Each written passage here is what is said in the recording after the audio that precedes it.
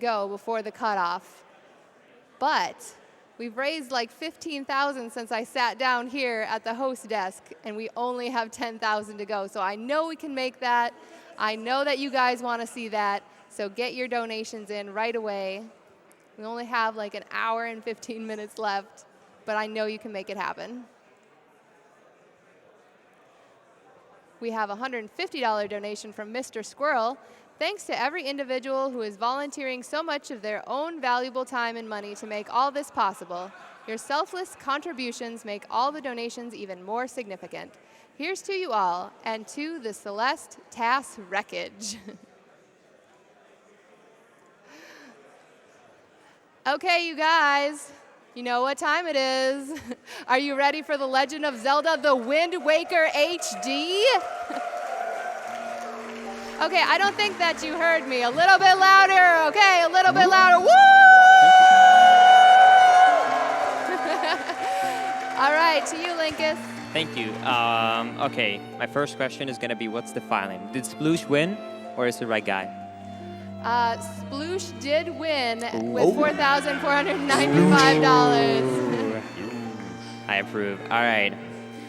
So I want to go over a few things before I actually start this run, because one of the most complicated glitches in the entire run actually happens like a minute in. So first off is I'm Linkus7. This is Spike, as you probably know, and this is Gymnast86 on my couch. We're going to be playing on the Italian version of this game due to text speed, and that's probably all you need to know. So can I have a countdown? All right, 3, 2, 1. Go.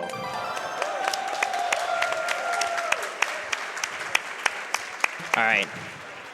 So starting off right here, like I was mentioning, about a minute and 45 seconds in, there's going to be a very complicated glitch.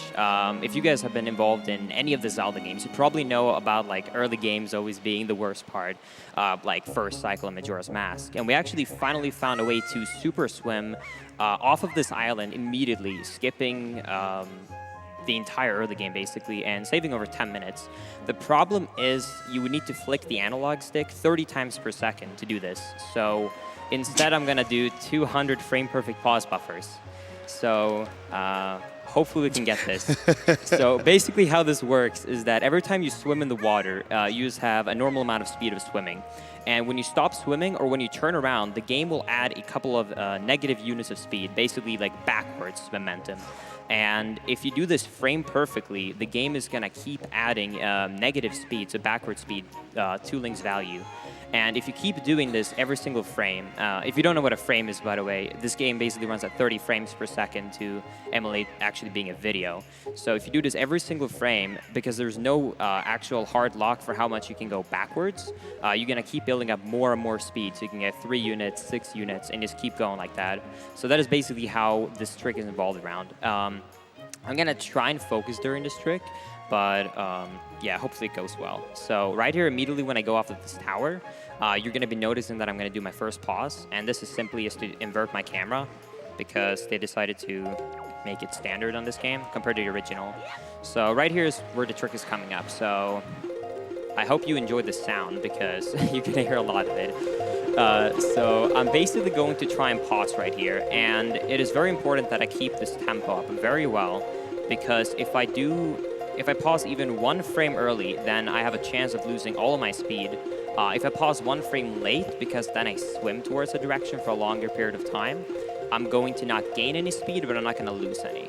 So it is very important that I keep this tempo up the entire time. You can kind of see if I get frame perfect pauses or not based upon if the HUD kind of like pops into the game or if it stays blurred. So yeah, you're also going to see that I'm going to look over, because there's no really good visual cue for knowing how much speed I have without like losing a lot of time. So I'm actually using my timer for this run as kind of a cue for how long I need to charge this up for. So hopefully if I do this well, this will only take about a minute or 2. So I'm going to try and focus for a bit here.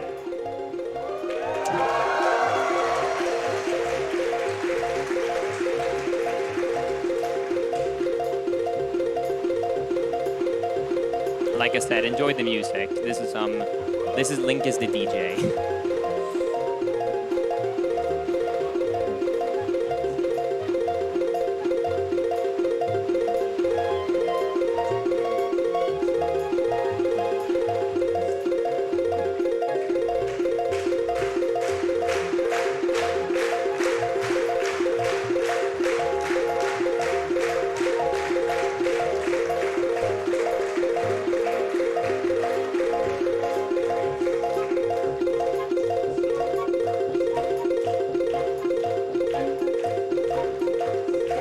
Keep it up, boys.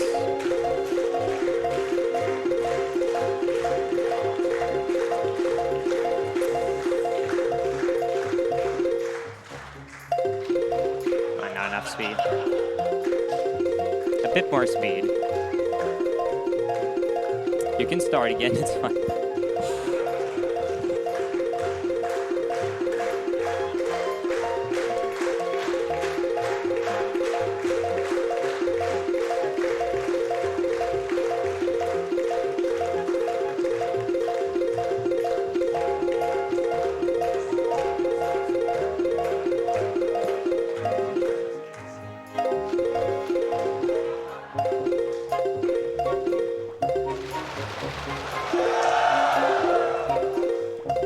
Not yet.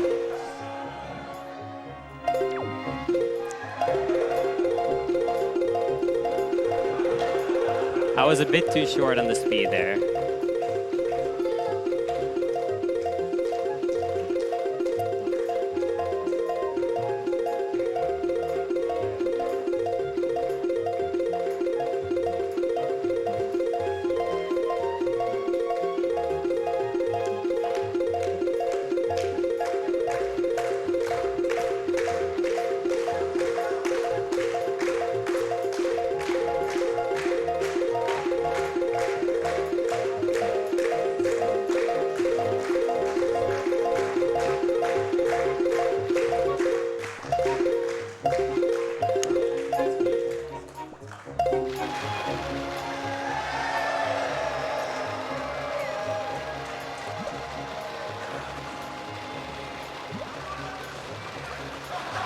All right. Oh no, the wall. Wait. Oh, I hope it didn't kill it. Oh no. Oh, this is scary. Wait.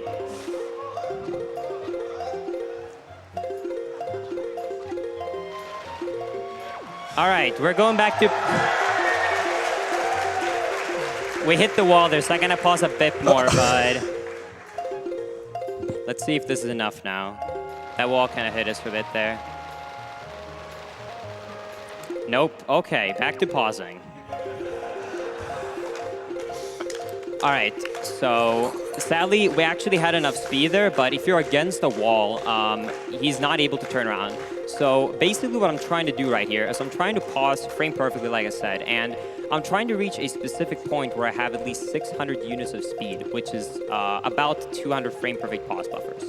And when I get to that point, I'm gonna target the game and the camera basically, and then hold up an analog stick. And what will happen is that because Link always wants to face the camera in this target mode, he's gonna turn towards the camera, but because I have so much water speed, he's gonna turn past the camera. And what the game is gonna be then is like, oh, I need to flip the camera because he's off the camera. And that's basically going to allow me to do what I'm doing right now, but unbuffered.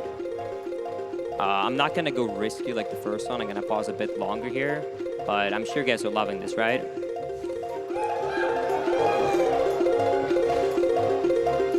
We do have a $70 donation from Felt Salamander who says, Pausa. Always excited to see a Linkus run. Pausa. Plus Spike and Gymnast on the couch, even better. Pausa.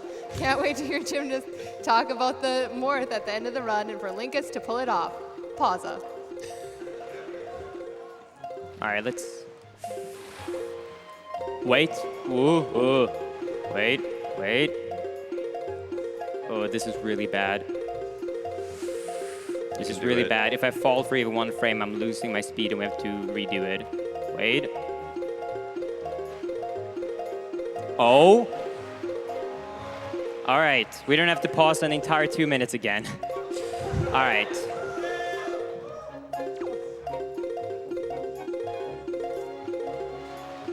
All right, one more minute.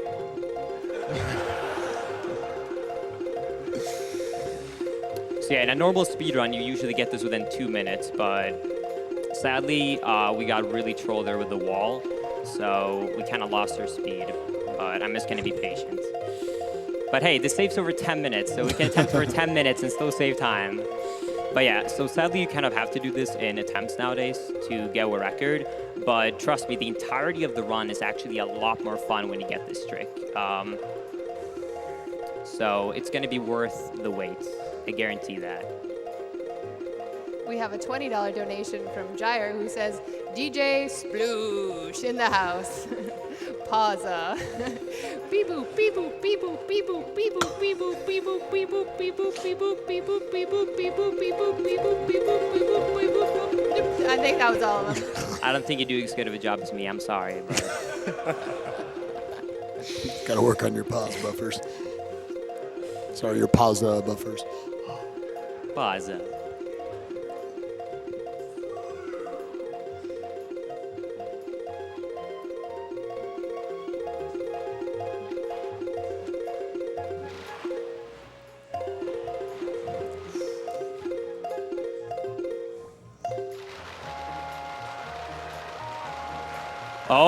Oh, all right. Done with the first part. All right.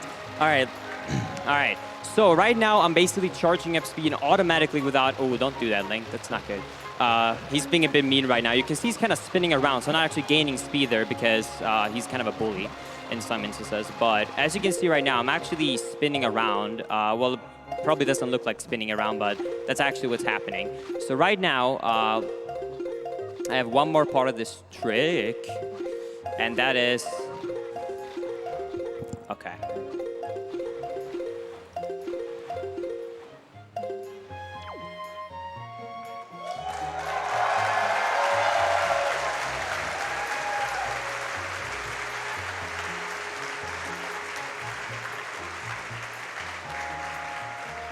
All right, so after turning around enough there with the auto charge, I can then get enough, I can go and get an area fill, and I can super sim all the way to Dragon Roost. So normally this would take about 30, 40 minutes, but we're here now in 10, so, all right. That's good, all right. Awesome.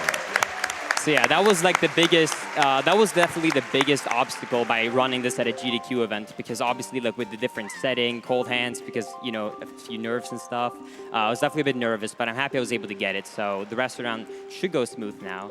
So yeah. So now when we're at Dragon Roost, we're immediately gonna go and get the Wind Waker, and the main purpose of going here early is that you wanna get an item called the Grappling Hook. Which is going to come into advantage later with some glitches. So I think there's not too much to say. I'm going to do a switch here quickly to use my Pro controller because I prefer to play with that over this monsters of a controller. So I'm going to do that switch. I'm also going to do a small skip right here where normally you have to go all the way around to basically explode a bunch of rocks and then make your way up here. However, if you do a side hop and you do a roll, you can have enough speed to actually get a jump out of this rock right here. And then you can do a jump around this rock and skip the bomb.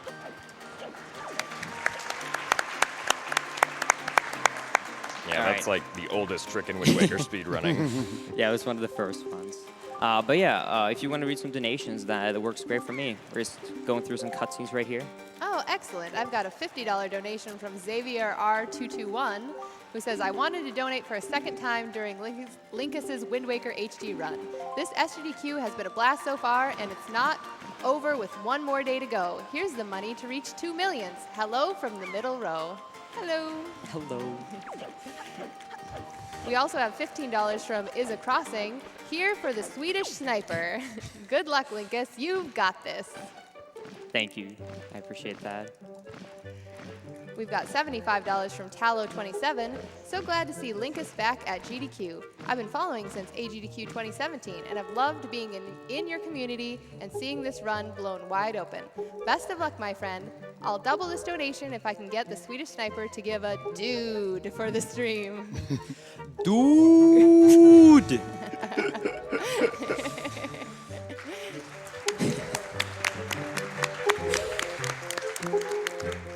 All right, so I'm about to get my second item right here, if you count the Wind Waker, which is going to be the delivery bag. Now, obviously, because we skipped all of Outside Island, we are missing a lot of items. If you haven't played this game in like a bit, the normal progression would be that you play through the first island, which is Outside Island. You would get a sword, you would get a shield, and you start progressing the story too with the pirates and Tetra and stuff like that.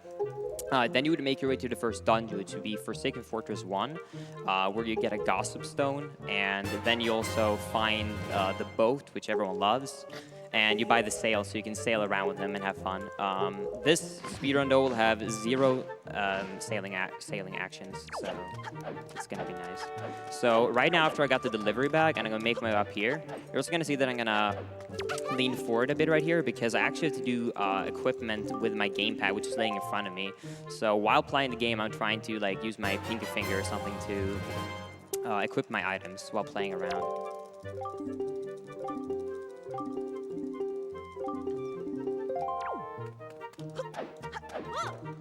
So after getting the letter now from Medley, we're simply just going to go and give it to the prince. Bombed.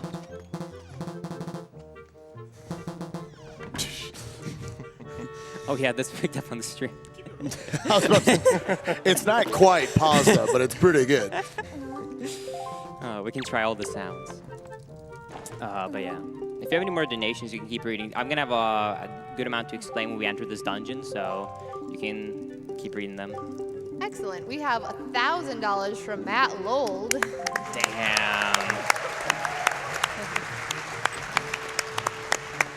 Linkus, they wouldn't let me donate with the Mulgara theme, so instead, I hope the host will hype this run with a very flat, unenthusiastic woo. Best of luck to you, and as always, Linkus Maker. Thank you, Matt. I appreciate that.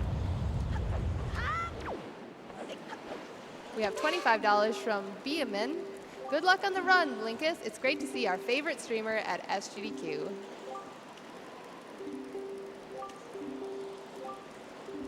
So obviously, as people can see on screen right now, this is Wind Waker HD. I do not believe casually you were supposed to beat this game in a little over an hour. So to give us just a little bit of context, almost like a preview of the run, what are the items that we're going to need to collect to be able to get through this game? What's kind of like the full list? Yeah, sure. So we first need the main glitch in this speedrun, which we're going to get to in about 10 minutes or so. It's going to be called an item slide. And to go over it briefly, you will need a first-person item. And the first one you can obtain is the Grappling Hook. So one of the items is going to be the Grappling Hook. We also want explosives, so we're going to get bombs. We also want the magic and light arrows for the end game. So that's basically going to be it. All the items we actually need to beat this game is an item that we can item slide with, leaf, so we have magic, and also for light arrows, so you need arrows and a bow, and bombs. So you need about 5 items to beat this game right now. Obviously, you need to get a couple of extra, like this bottle right here. That'll just like give you. Yeah. But we're not getting out of our way to do that. It's basically just get those items, and then it's just like rush mode to the end. Yeah, a lot of people also wonder why we don't get the telescope, because that's a first-person item too, right? Sure. But the item that we need for the item sliding glitch needs to be something you can move around with while you use it in first person. And unfortunately for the telescope, the moving around feature is replaced with zooming in and zooming out. So the telescope does not work for our purposes. Yeah, a really cool thing that comes up in this dungeon right here is that I think the first time people actually like started to experience swordless Zelda runs, except for Zelda 1 was, and A Link to the Past, like with glitches, was probably like Breath of the Wild. But you can actually play through a good amount of this game as well without a sword if you use glitches.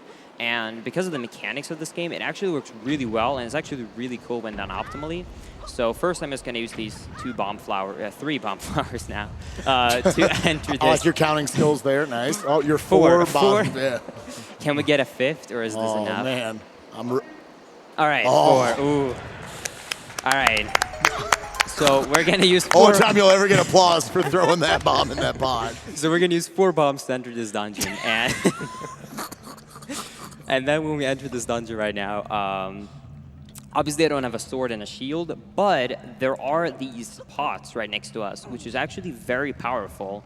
So you're going to see me do a lot of side hops here instead of rolls, because rolling is the fastest mechanic in this game, but obviously you cannot roll when you're holding a pod. So I'm just going to pick it up, side hop, and throw it on him, and then I can just use his stick to get this little small key. You're just going to see me do a lot of small optimization right here, like instead of grabbing that ledge, I'm going to jump, and I throw the stick so I can be in front of the chest when it spawns. This next room normally requires like a good attack, like a jump slash or something. However, rocks are actually very powerful as well. So I'm just going to pick up this rock and break them with that. Starting here too, you're gonna see that I'm gonna start picking up some rupees because even though we have no sailing sections in this run, we actually need to buy this sail with a specific route to avoid a soft lock because otherwise King of Red Lions is gonna be really sad and be like, go buy the sail, like an infinite loop. So to avoid that, we still need to buy the sail, which is 80 rupees. So I'm gonna go for the fastest rupee route. You have a 50% chance of having it working due to a pearl drop. If you don't get it, it loses about 10 seconds, so that's completely reasonable. You're also going to see me right there. I pick up that bomb right there, and then I roll on the exact same frame when the bomb explodes. And that's going to allow me to be in front of the actual door after the rock exploded. I'm also going to be doing some special like camera movement that might look normal, but for example, right there normally, I would have an animation of that platform spawning, kind of being like, oh, hey, you made a platform with the water. But if you move your camera perfectly, the game can't actually show it properly, so it just skips the cutscene altogether, saving a few seconds. The only, like, I guess, negative aspect of having to pick up enemy swords because you don't have your own is that this dungeon is a little bit more RNG-based. If you don't know what RNG stands for, it's random number generator. It's basically like luck in video games. So if you're really unlucky, you can get continuously getting hit by the moblins and stuff, but it's been lucky so far. Don't worry, it's still on 4 bombs.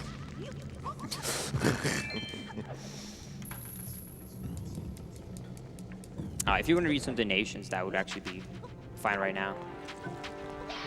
Excellent. We have $1,000 from Blue Cheetah.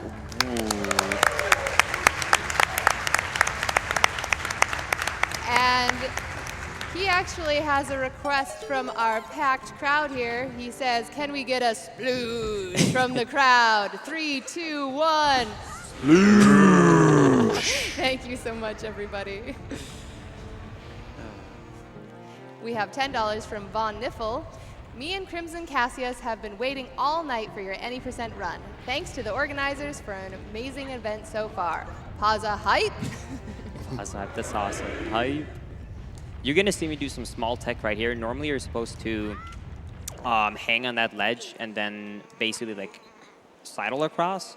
But if you do a frame-perfect roll clip right there, basically just roll on the first frame you climb up from that ledge. It's before the game can actually push you off, and it saves a couple of seconds. You're also going to see me do a couple of small tech right here. I'm going to try and grab this block as far to the right as possible, because you can actually roll, and jumping and grabbing a ledge saves a couple of frames. So I'm going to do that like all over the dungeon and over the entirety of the game. Yeah, so Linkus never got the Gossip Stone, but the game doesn't actually check to see if you have it or not. All Gossip Stone triggers are always active. Yeah.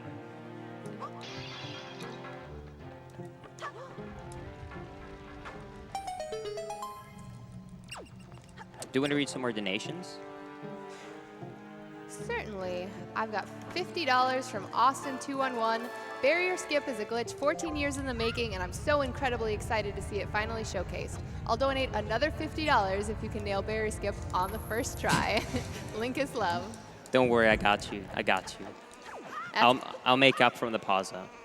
But at least you got some good music out of it. I mean, that's good. It's the hot new jam.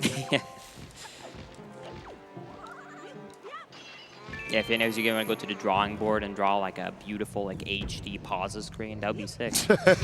I put it up on my wall, I promise, if you ship it. There will be GDQ artwork for that, I promise you. All right, so when we get to this room right here, I'm going to be using a share to obtain a sword, and I'm really hoping that they will group up together, because then you can actually get triple hits out of this. These swords are probably the worst to deal with just because of how clunky they are, and you also remapped, so you actually use A to swing your sword, which can sometimes kind of troll you over because of muscle memory, but should go well. Nope. They're not being nice to me.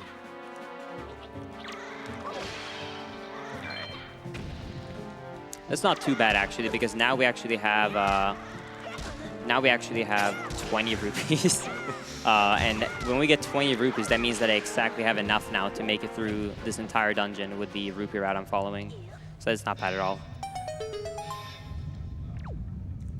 Yeah, it's also very important that Linkus makes sure that he doesn't die, because if that happens, then he's going to actually respawn on outset due to how the game's save flags work. So it's very, you know, that's why he picked up the heart back there. And that's how far into the run until he sets a new checkpoint?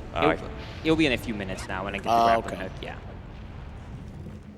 I mean, I'm sure the viewers wouldn't mind watching Pazzo. It's such a cool trick, but yeah, sadly, we got the heart, so that won't happen now. All right, so now when I get to the mini-boss, this is basically where the trip for this dungeon ends, because we don't actually need to complete any dungeons in this entire run now with the new glitches we have. So the only thing I'm going to be doing now is I'm going to go here to get the grappling hook, and that is my pure purpose. It's only to get rupees and to get the grappling hook. So I'm going to keep using my good old pots and friends right here to throw it at the goblins. I also want to try and pick up this heart right here because the game can favor giving me hearts from the enemies if I have lower health. So I'm trying to keep full health, or at least a quarter from it, just so that I have a higher likelihood of getting this pearl drop for rupees. Coming up right here.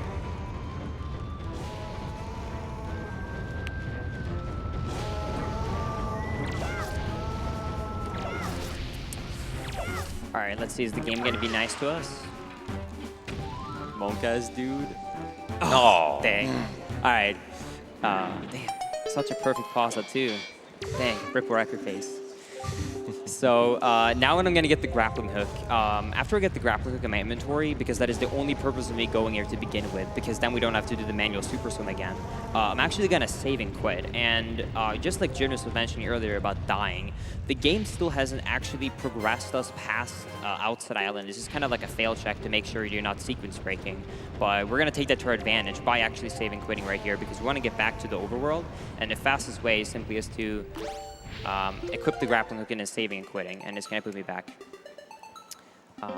And now when I have the grappling hook, I can do the glitch I was mentioning earlier called an item slide. So if you're walking a direction on the analog stick, such as, for example, in this case, let's say forward, if you then pause and you hold slightly down in the opposite direction, you're going to start doing this.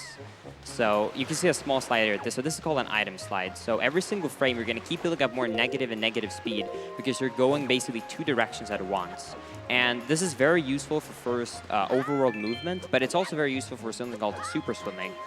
So after I get this rupees right here, I'm going to go up to this beach, and I'm going to load up speed. And then when I think I have enough speed for this super swim, I'm going to target to stop myself from getting too much. And then I'm simply just going to enter the water and then try and make my way to Windfall. Whee!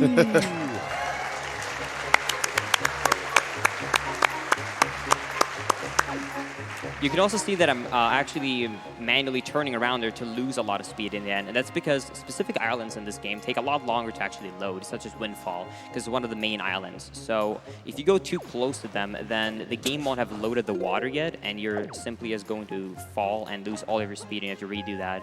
So you kind of just want to be a little bit conscious about a couple of the islands. But yeah, now we're at Windfall, and I'm going to go and rescue Tingle. And the only purpose of going here is to make that soft lock not happen. And you sadly have to rescue Tingle to buy the sale. But at least we can get a nice dance. If anyone in the crowd wants to join this dance, feel free to. It's pretty flexible. Ooh, I'm flexible. All right.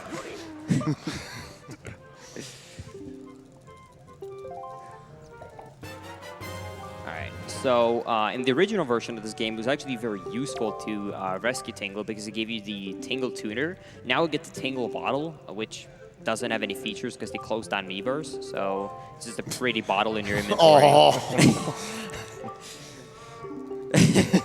So yeah, Tingle is sadly now the most useless character, but it's fine. We still love him.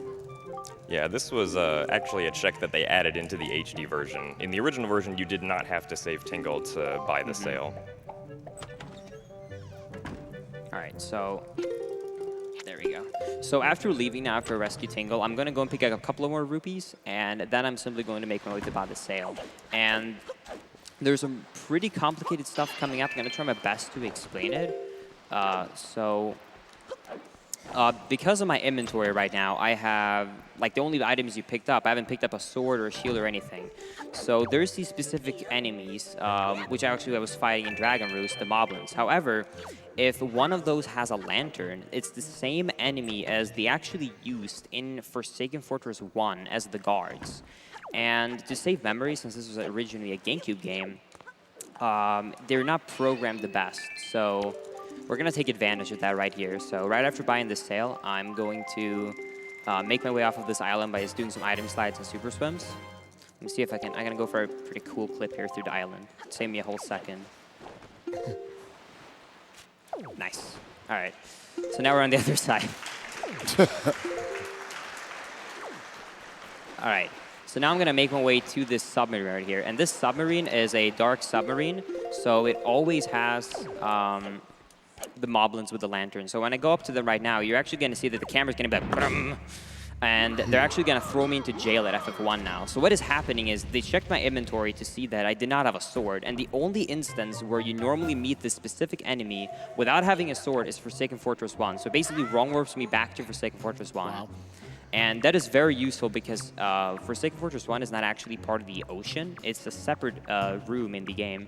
So by going here with an actual item I can item slide with, not only can I do a lot of really cool movement, but I can also do a really big sequence break right here. So I'm simply going to make my way to this door. And then I'm actually going to go and pick up the Gossip Stone. And remember the gymnast said earlier that I already got the Gossip Stone text?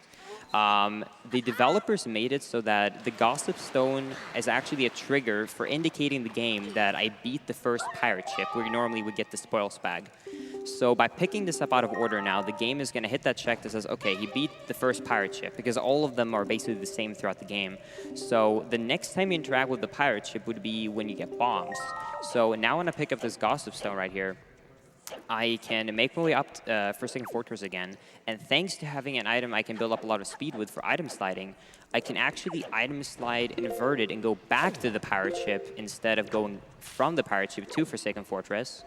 So I'm going to line up my camera and do a pretty precise roll right here to go over an invisible wall. Good. That tries to avoid you from going out of bounds. And then right here, I'm going to go up and sidle against this wall around this corner right here. And when I sidle against this wall, I'm going to get a perfect straight angle. So I can do an item slide backwards. When I have enough speed, I tap target, and I'm at the rock all the way. Like if I show the camera, you can see all the way back there is FF. And then I'm going to item slide against this rock, ZL, and now I'm in the pirate ship. Wow.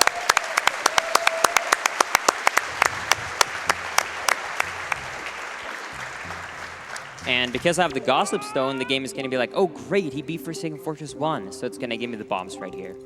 As long as it's in a failed rope game. Which is actually quite easy to do. Is it harder than throwing a bomb in a pot? Well, we only took 4-1 for those, so we'll see. Yeah, so unfortunately you can't do an item slide to skip this game because we're not allowed to use the grapple hook inside this room right here. It's grayed out. Theoretically, it could work. You can maintain your height, though. Yeah, theoretically, if you could actually use the grappling hook in this room. The reason I'm going to guess they're not allowing it to use action-based items right here is normally when you get bombs, you actually have the leaf. So you kind of defeat the purpose if you just leaf across the gap. Ooh, first try. Let's go. Poggers, Rolling. dude. PogChan. All right. So now I'm going to make it all the way here, and I'm going to get bombs. And if you remember what I did after grappling, it's going to be the exact same thing. So the game still thinks I have not gotten past Outside Island. So after getting the bombs, if I save and quit, I will be put back to Outside Island again. So I can keep my quest of getting all the items I need to beat this game. So we're just going to go through some more text right here. If you want to read a donation or two, that would be a great time, actually. Sure, I actually have a big announcement. I hope you all like Celeste because we met that incentive.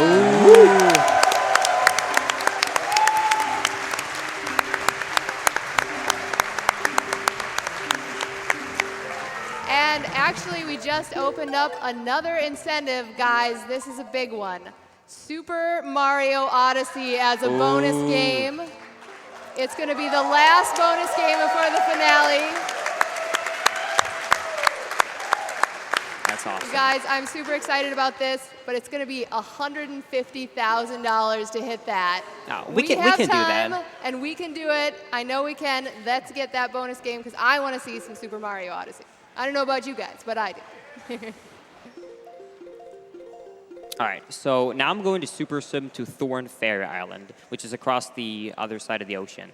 So this is actually a very much a run killer because you need to get a very certain amount of speed because I want to get inside of this island right here, and you can see it's clipped all the way through. So the problem with this is you need the Skull Hammer to enter this normally, which is a very late item, and we do not have time to get that. Now, if I get enough speed to actually clip through this island, if I have a tiny bit too much, I will pop up on the other side of the island.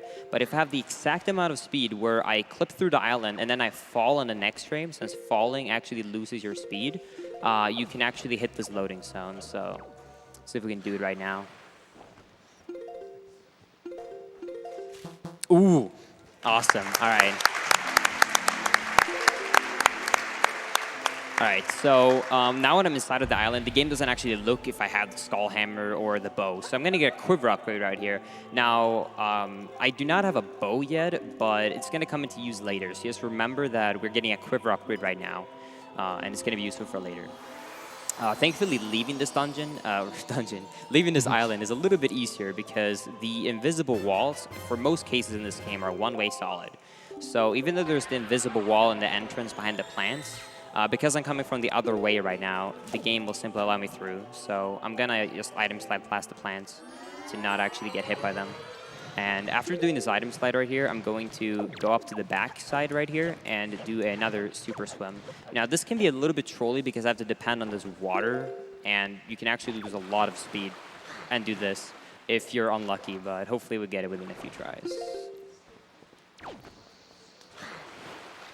All right, awesome. That should make it.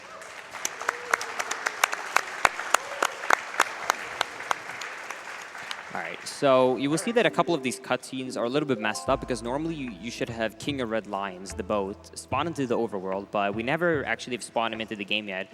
So because these cutscenes are part pre-scripted, you're going to see that Link is kind of talking to nothing, but he's supposed to be there.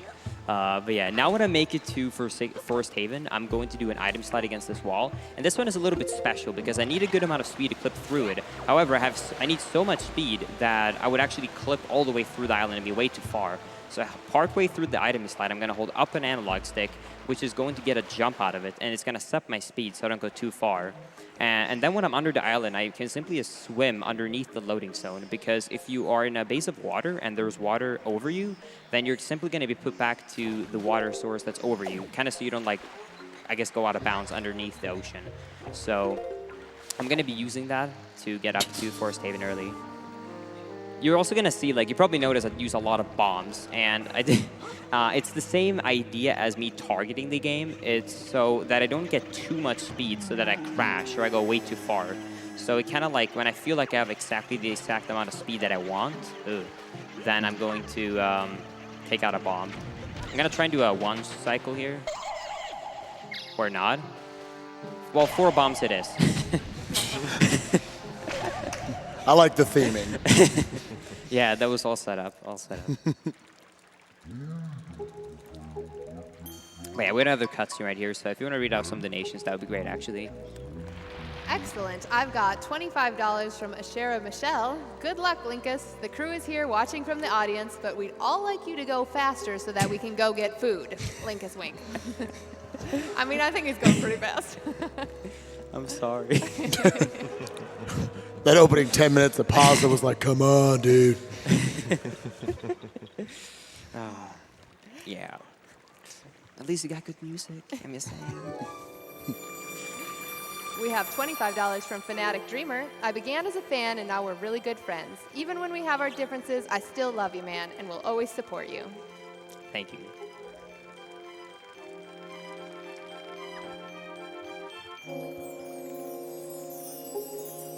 We have $500 from Steegee, who says, wait. Oh, yeah, we can clap for that. All right. Yeah. says, wait, wasn't this Zelda game about sailing? With a cool pirate girl? My brain hurts.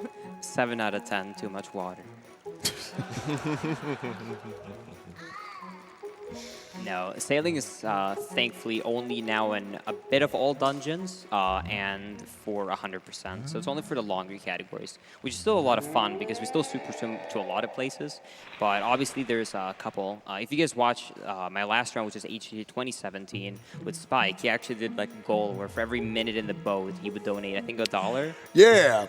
I should have made that bet again for this one. I didn't know you never get in the sucker. Yeah, that would have been a free bet.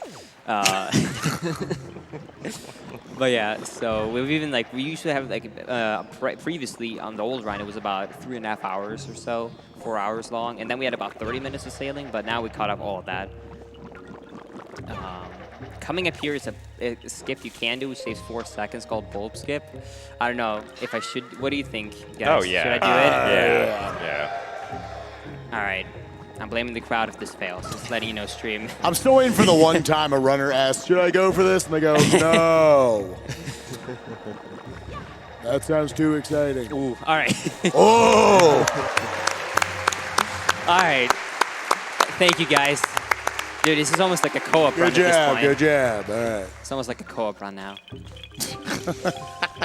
But yeah, so you can skip one of those bulbs. It saves 4 seconds and it loses 45 seconds if you miss it. So it's really not worth it, but it looks cool. I love speedrunner mentalities, dude. It's great. Yo, shouts to Sploosh. Shout out to Sploosh, man. But yeah, so now after I got the leaf, I'm going to go back to Forsaken Fortress 1 because I still do not have a sword in my inventory. So I'm going to super swim all the way across the ocean back to that submarine right there and get thrown into jail. Speed police are going to catch you. I'm going too fast.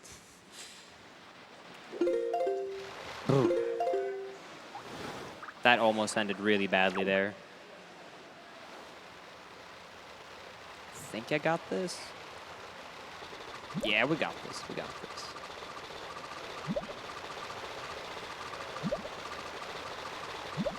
All right, not even close. Not even close. All right. All right. So, Linkus, each time you pause there, you're simply changing your angle, is what I'm assuming you're doing right there? So when I get closer to the Thorn Ferry, if I pause in an instance like that, it's to give the game a little more time to load an island or a submarine. When I was pausing, when I was, for example, like swimming around there in the water, that was because I noticed that I was going close to specific parts of the ocean that could kill my speed. Okay. So then it kind of like exactly buffer in my angles to make sure I'm not going there. Another thing that I didn't really go into with the item slides, you might be wondering how I'm going forward there, and I kind of go to the left. When you're using specific items like the grappling hook, when you start holding target, it kind of shifts to the left and spins the grappling hook in his right hand. And what it's going to do if I have a lot of speed in that instance is that it's going to take the current amount of speed I have, and it's going to put it to the direction he's going, which is left. So I'm going to use this right now. So I'm going to start from this tower right here. Item slide, tap target, and right now I went all the way from over there to this, so you can skip all of Forsaken Fortress. Wow. That's, yeah.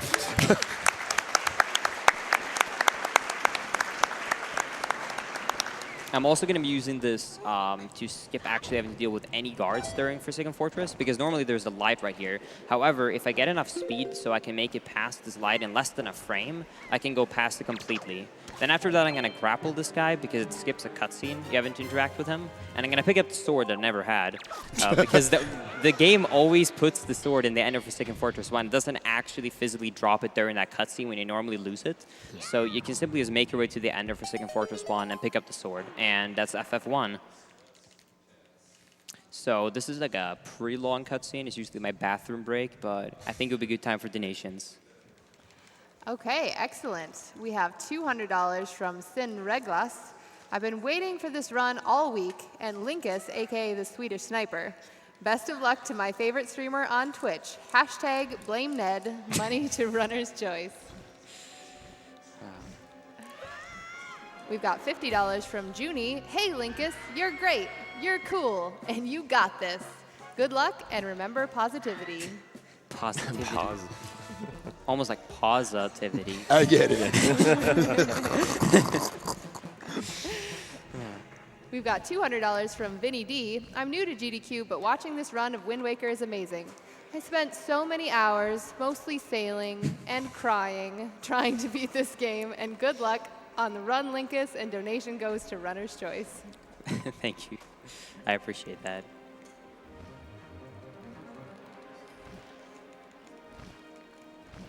We have $1,000 from Lily80.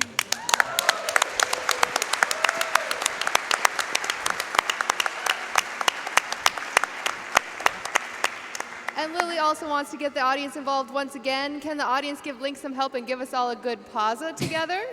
3, 2, 1, pausa! Thank you. We should have synchronized that with the sound, too. Whenever you want to do that, just go for it, dude. We'll save it look, for the a boat. finale. A boat. Yeah, actually, okay, I did lie a bit. We do interact with them during this cutscene, but it's not actually sailing. You just passed out, so it doesn't work. Good. I don't have to pay my pretend dollar.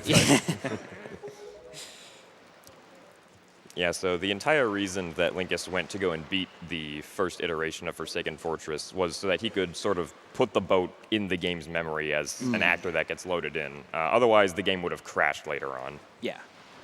It's also very useful for the route because, well, number one, now we actually have a sword finally, like halfway through the run.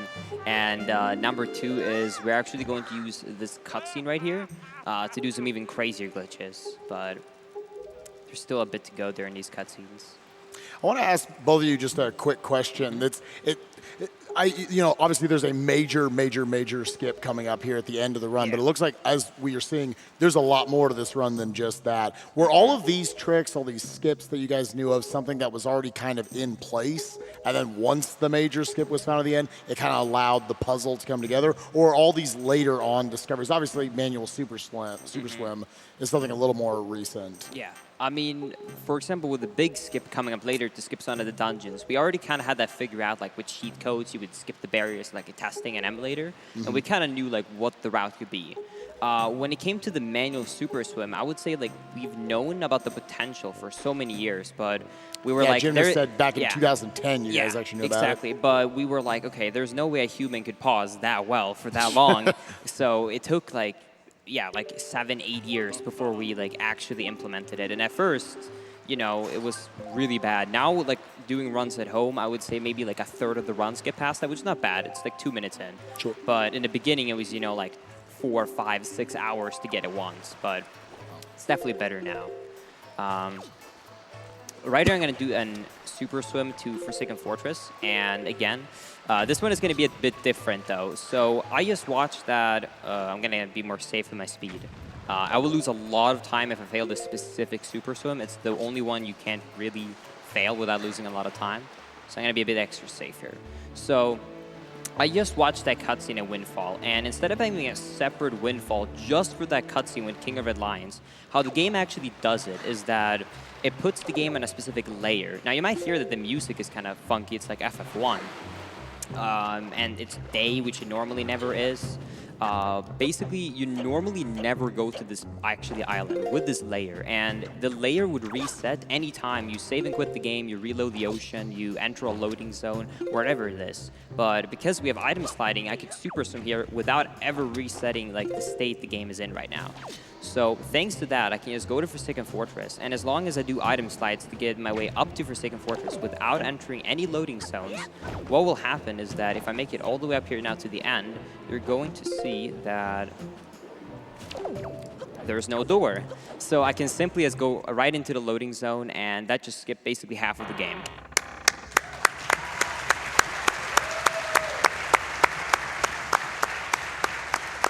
And that's time. Yeah, right. And that's another huge thing about like the manual Super Sim, for example. Like we had other ways that was much slower to kind of get around this trigger, right? But we figure out almost immediately with like the manual Super Sim that, hey, we don't actually have to complete FF1 early, so you can kind of just route that in later to take advantage of this glitch. So it actually like a lot of people like have asked like with that starting trick to pauses if it like ruins the game, but it actually makes the entire speedruns like a lot more fun because it finally made it like the routes less lenient because you had a lot of room where you want to put stuff in the run. Can I just also say that one of my favorite parts of watching speedrunning is watching people like Linkus and Gymnast. They're just explaining like how this all works and everything, and they're just zipping all over the place and still keeping control of it. Pretty cool stuff. Yeah, so this cutscene right here is actually very important to watch for the run. Due to how the game just works internally, once you watch this cutscene, pretty much any sort of cutscene that you try to watch that normally takes place previously in the game will crash. Oh, okay. But if you skip this cutscene somehow, then any cutscene after this in the game would normally crash. So you have to watch this cutscene if you want to beat the game. Yeah, it's kind of like the middle point of the game. Like when you start, I guess, the second quest of the game, where you do your favorite like Triforce collecting, which everyone loves, and all of that beautiful stuff. Yeah, we've saved our sister. Now it's time for us to save the world. Yeah. Also, right here, your sister's actually going to kind of turn into Superman or Superwoman. You can see her. She says Gonzo, but Gonzo's not actually here. So just like King of Red Lions. The pirate is not actually loaded into memory, so when he picks her up, she kind of just floats away.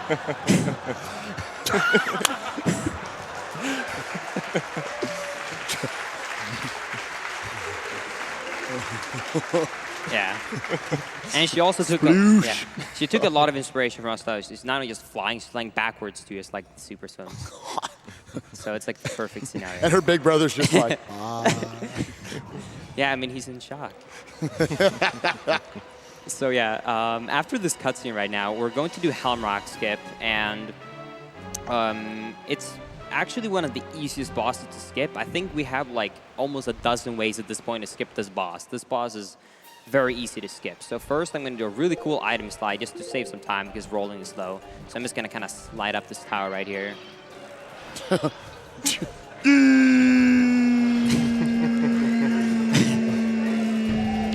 Pause up. So after I get up behind Helm Rock right now, I'm going to try and do a roll on the first possible frame when I climb up. And if I roll on the first possible frame, what's going to happen is I'm going to gain a lot of speed inside of the wall. And if you do that on the very first frame, then the game would actually have time to push you back into bounds. So you're going to stay out of bounds. And then when I'm underneath the floor right now, I'm going to crawl up very precisely and then do a jump on top of the railing. And then I can walk around the railing, make sure I don't go too far left or to the right, because left I'll fall down, right, and I actually get back into bounds. And then I just jump behind the spikes and Helm Rock is skipped.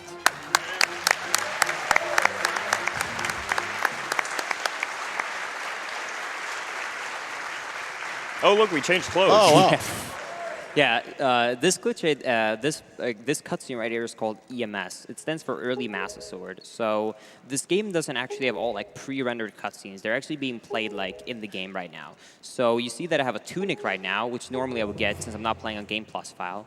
I also have a Master Sword and I have the shield. Now, this is very, very important for the speedrun, actually, and it's like the only reason this route actually works, because I need to defeat Phantom Ganon later, and to defeat Phantom Ganon, you need the Master Sword, and just watching this cutscene, it actually will like keep your Master Sword and the shield in your inventory. So this actually basically just gave us Master Sword early, which is why it's called Early Master Sword, and that's gonna basically save the run. It's basically just cutscenes and text right here. There's not much to explain. So if you want to read some donations, that would be cool. Okay, excellent. We have a $25 donation from the King of Red Lions 222, who says, "Hey, Sploosh. I've been waiting for you, but you haven't shown up to our meeting spot on Windville Island. Are you mad at me? Did I do something wrong? I hope you're not off saving Hyrule without me. I'll be here waiting. Send a letter if you're lost." It was just a bit too slow. I'm sorry. Are you not even going to respond to him? I'll send him a letter. They have mailboxes all over Hyrule. We have a $500 donation from Durandal. Always glad to support Doctors Without Barriers.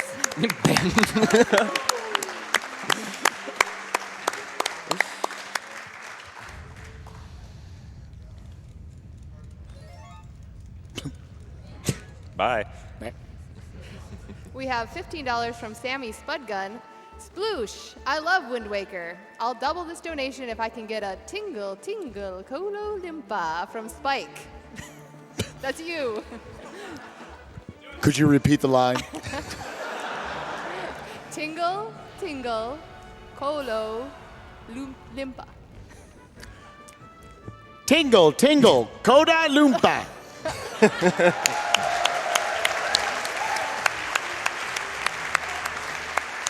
You just earned a whole $15. You're welcome, Doctors Without Barriers. Oh yeah, barriers.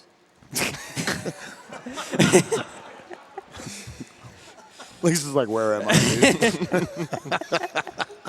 Dude? Barriers, what is that? Great introduction. So what's coming up right now is actually Hyrule 2, and this is the entire reason why this speedrun went from 4-hour estimate to a little over an hour estimate. So what is coming up now is probably one of the biggest skips in probably speedrunning history. It is called Barrier Skip. One of the crown jewels. Yeah, the crown It jewels. gets a clap Yeah. just by being said. Yeah. So, if you watched any Wind Waker or Wind Waker HD run in the history of GDQ, you probably heard every single event that's been mentioned that it's like the Holy Grail. There's no way, but now there is a way. So, this is thanks to item sliding being found, and it sadly only still works on the HD version of this game, which is why a majority of people actually are interested in HD over the original GameCube version. So there's a couple of parts to this trick, and I'm going to try and do it as fast as I can, but I'm going to do my best to explain it. So the first thing I want to do is I want to get to the barrier, because I'm on the wrong side. So I'm first going to try and do a clip to get to the other side where the barrier actually is. So if I do a backwards item slide against a specific pillar, then you can get all the way to the back. If I fail it, I'm going to have to deal with Tetra, but she usually isn't too bad, but yeah. So I'm going to simply do an item slide backwards right here. Try and pause a lot to keep a steady angle for my thumb. And, okay, so we're behind the other Linkus7 now, cool. So now I'm where the barrier is. So the first part of this is called a knockback part of the barrier. So anytime you're outside of the cylinder, you're gonna infinitely get knocked back by the barrier. And if I take out my Wind Waker on the same frame, then my damage or ability frame ends, then what is going to happen is that I'm going to cancel that effect. Then after that, I try and get a very precise angle. I'm not sure if it works. I'm on a different TV. It's really precise. And I'm going to get an item slide going. Oh, there it is. First try.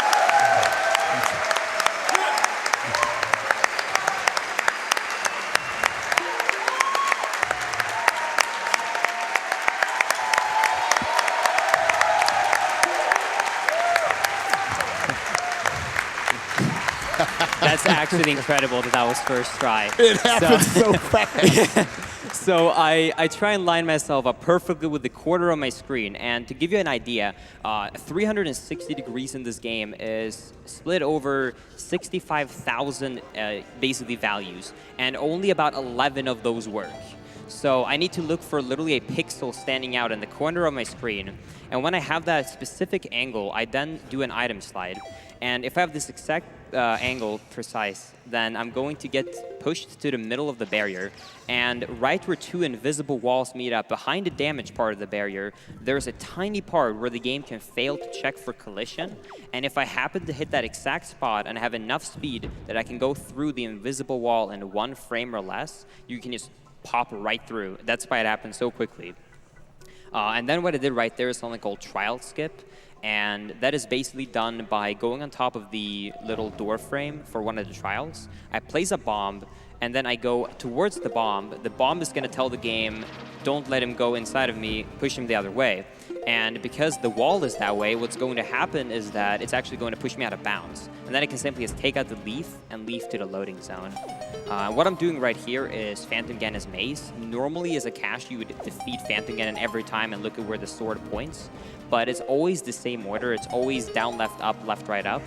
So if you just memorize that or have it in your notes, then you can skip the entire maze all the way through with item slides. And now I'm at Phantom Ganon. And thanks to getting that sword I got earlier from that cutscene, I'm simply going to actually be able to defeat him and get light arrows. And this is also where the Quiver upgrade came into place earlier. So you probably remember earlier I clipped into this fairy island to get the Quiver, which I didn't have. So how this game splits up items is that there's basically 3 bows. There's the bow with no elements, there's the bow with fire and ice arrows, and there's the bow with all 3 elements. So by getting the light arrows, the game is going to give me the bow with 3 elements into my inventory. However, I would have 0 arrows, so I couldn't actually use them. But thanks to getting a Quiver upgrade early, I now have 60 arrows. So now I basically have usable light arrows in the game, which is necessary to defeat this next boss coming up here.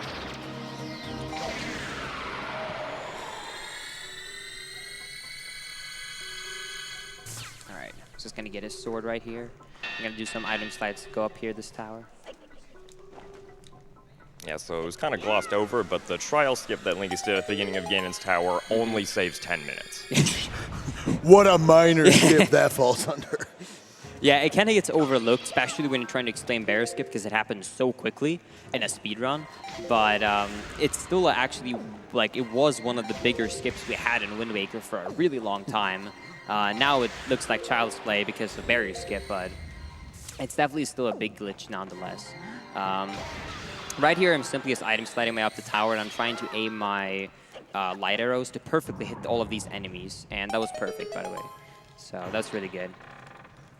Yeah, that was, yeah.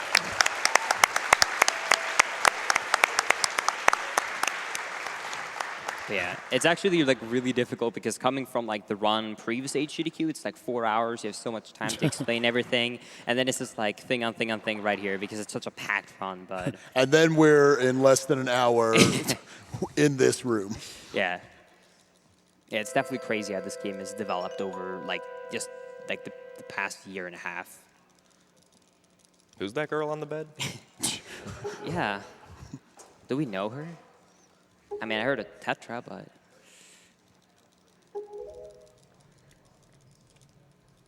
if you want to read some donations for like a minute or two, that would work great, actually. Sure. We have a $1,000 donation from the 5th Matt.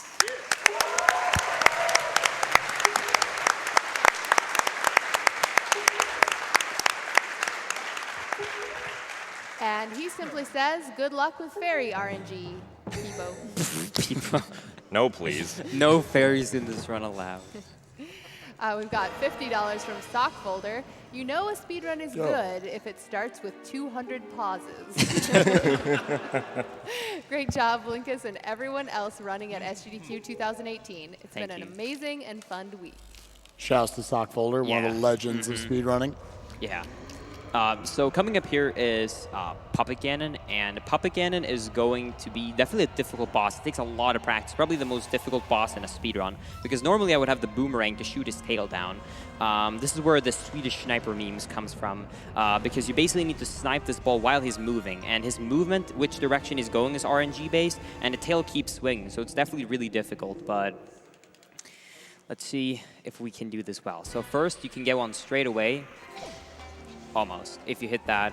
Otherwise here, I kind of just have to read how he's going and how his tail is swinging and try and hit it. So that's one.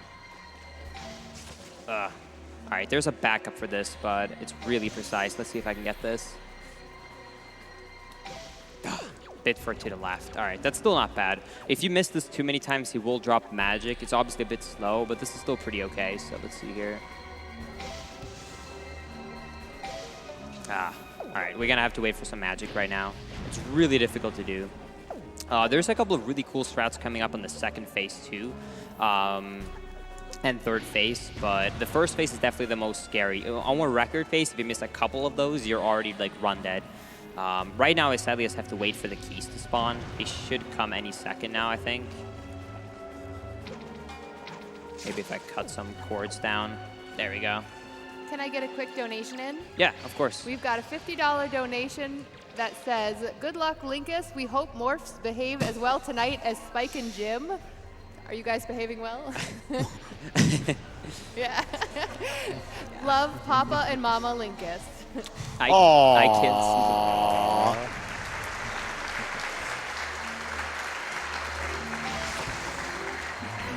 I actually know my parents are camping right now, and they said that if they donated, they would not be able to watch the stream because they're watching it together on the phone. So that's really nice.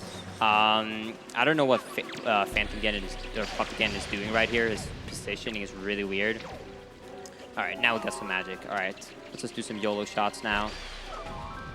I'm sure Twitch chat will enjoy that. Yeah, it always feels like the string that holds up the tail has a bigger hitbox than the tail itself. It's really strange. Also, Puppet Ganon's left arm right now is in a really bad spot. Yeah, his left arm is perfectly where you normally shoot, so I have to shoot out of cycle right now, just hoping it will hit. Maybe I can actually shoot down his other tails? To balance him out? Yeah. Let's try. I'm experiencing new stuff. This never happened before moment of GDQ. You should keep track of your arrow count. Oh yeah, 3. Well, they will drop more actually after this one. I don't know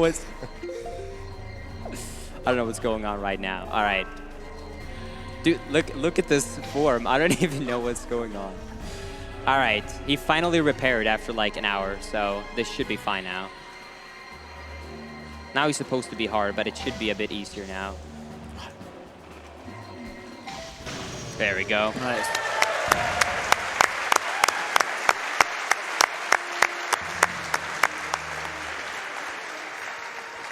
Yeah, Swedish Sniper is a bit rusty today. So yeah, coming up to this second phase. Now, second phase is kind of this one where he spins around, kind of like I guess you could call it like a spider phase, and he goes up and down. And there's a trick you can do, which is frame perfect. It's called a crypt shot.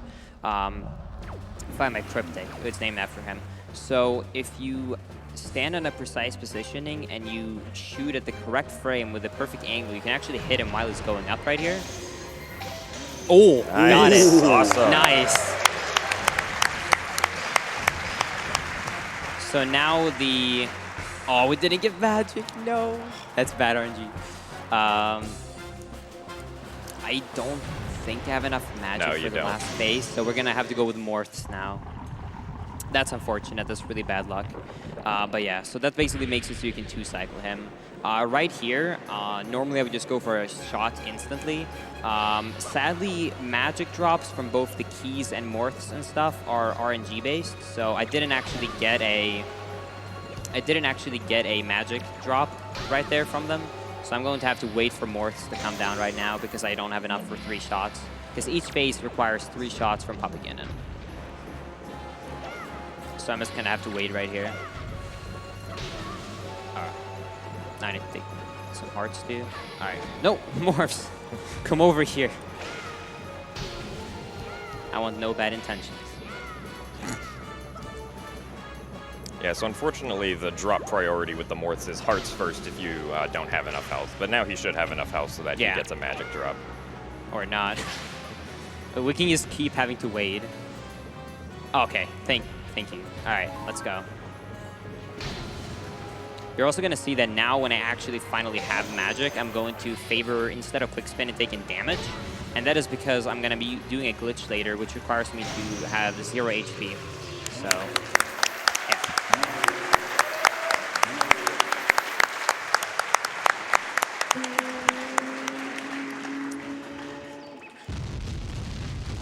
All right. So you can probably get last donation in before we get to the end. Excellent. We have $250 from Brandon that says $250 for first try barrier skip. Money goes to Linkus' choice. That's awesome.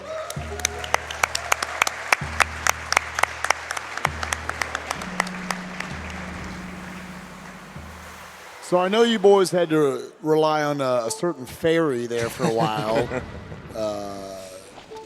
Tell me what's changed. Yeah. He's out of commission. Okay.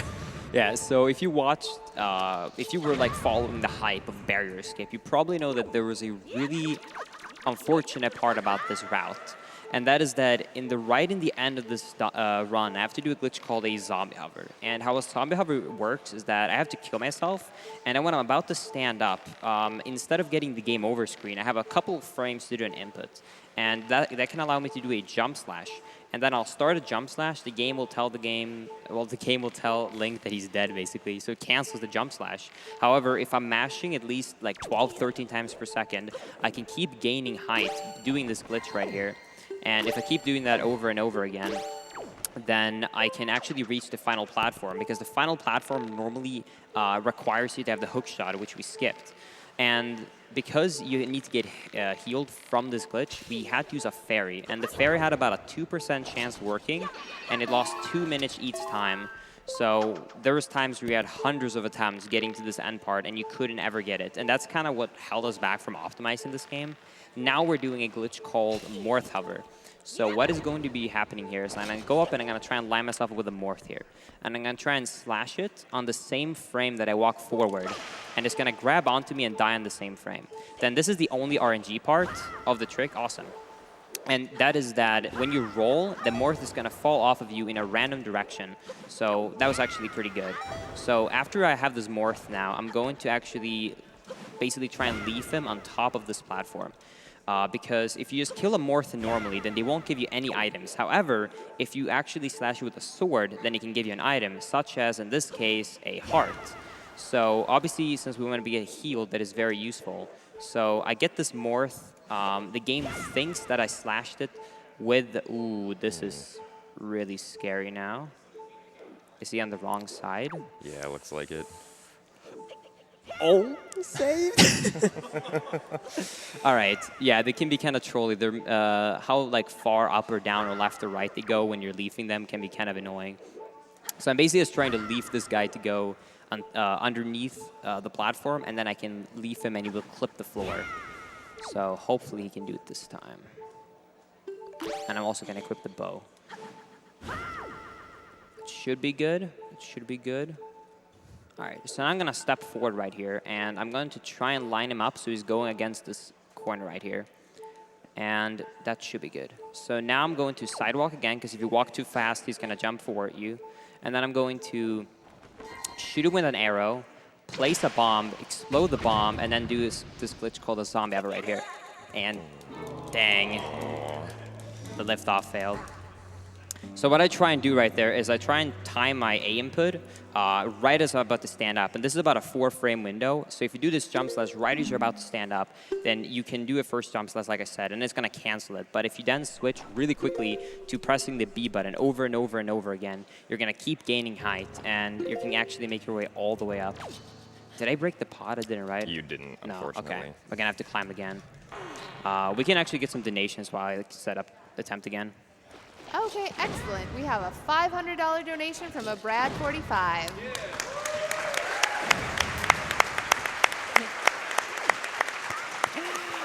And he says, "Oi, small fry."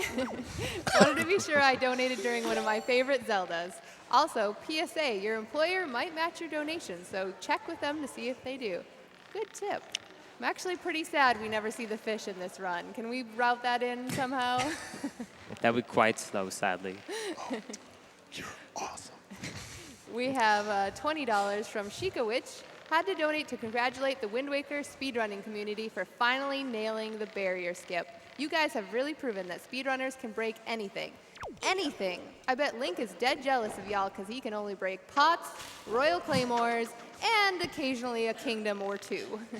Linkus, you're simply the best, and good luck on the run, and thanks SGDQ for another event worth remembering. We've got $25 from Pikastroff. How traumatizing must it be for the people of the Great Sea to see a kid swimming at incredible speed all over the place? Swedish Sniper, good luck on the rest of this run. So some viewers might be wondering how we got the mirror shield now. Exactly. Yeah, I was going to ask that earlier, but... Because, if you remember back when we did the early Master Sword sequence break, we were able to get the Master Sword by simply just watching a cutscene, along with the Hero Shield. So that exact same concept simply happened when we entered the Puppet Ganon cutscene as well. Since that's a very late game cutscene, the game just gave us those items.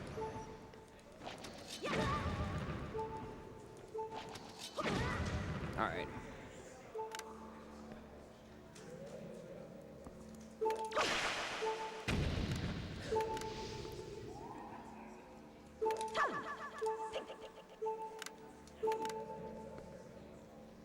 I'm going to try and do the same thing I did earlier where I try and slash him on the same frame that it's going to grab onto me. I also now actually opened this pod.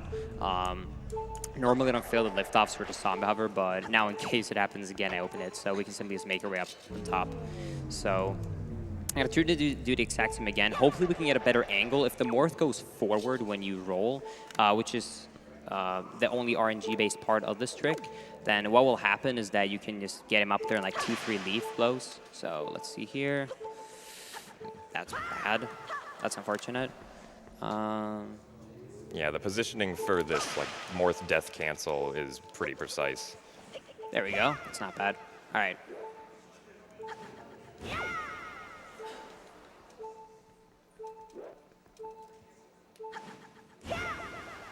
It should also be noted that this is actually the only room in the entire game where morphs will give any drops whatsoever. Wow. The reason for that programming is so that you could get hearts or magic or arrows if you needed them on the third phase of the puppet cannon fight. All right, take 2. Let's go.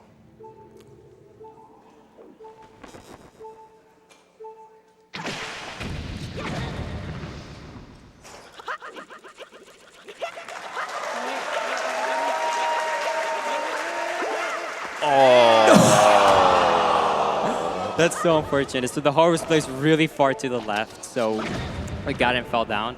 But that's fine because we're already here, so we can show it off again. So that glitch is then called the zombie hover. So let's just do it again.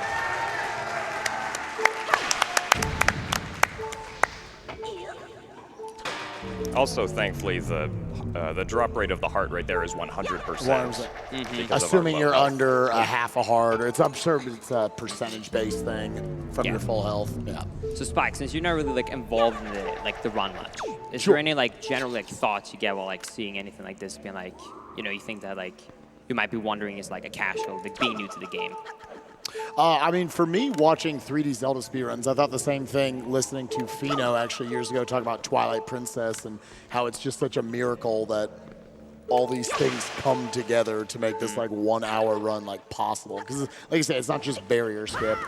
There's this and 500 other things between item sliding and manual super swim that have to all this puzzle comes together. That's pretty sick to watch, honestly. Yeah, for sure. And it's like months of dedication. Like, of course, like me as a runner, you know, like I maybe push for, you know, like time optimization, but it's definitely is like dozens of people coming together to make this happen. Again, we last saw you do this, you know, the 4-hour version of this at SGDQ2018. And it was how long after that the barrier skip was discovered? About 3 months afterward. Okay. And just a little over a year now. Awesome to be able to showcase it here at GDQ after like 5 seconds of attempting it. It was pretty good. Yeah. No, that was definitely like a highlight of the run. That was like really smooth. All right. Let's go. 4 bombs over there, 3 morphs now. Let's just keep counting it down.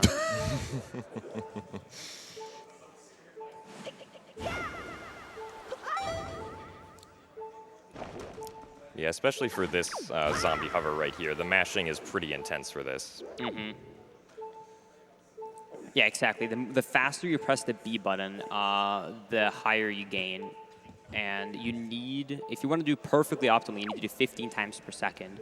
If you do like 12, 13, it works, but it's definitely a lot more tight. All right, here we go.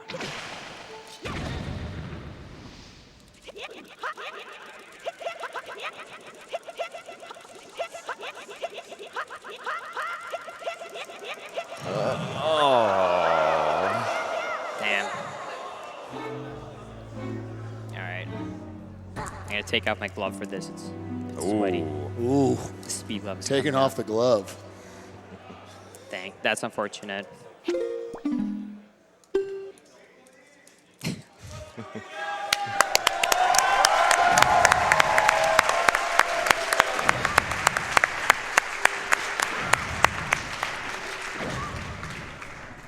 I'm just happy we're getting a free glitch. Like, Right, we that's what didn't I'm have to pay for this. Yeah, there could have been a donation, Go Glitch Expedition. I feel like fitting it into the run right now. Right. That's why it's overestimate, guys. So yeah, this game, when it was remade on the Wii U, included a hero mode with it, right? Where Link can take double damage from any damage source. You're probably wondering why we're not using that right now. I was actually about to ask that. Yeah. So in hero mode, the answer's simple: hearts won't spawn at all. So yeah, that's a problem. You might need that. You could use a fairy, but I was gonna say, well, fairies, but yeah, right. that's not a good idea.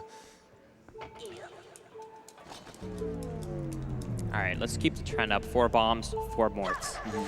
We're not gonna keep the counting up.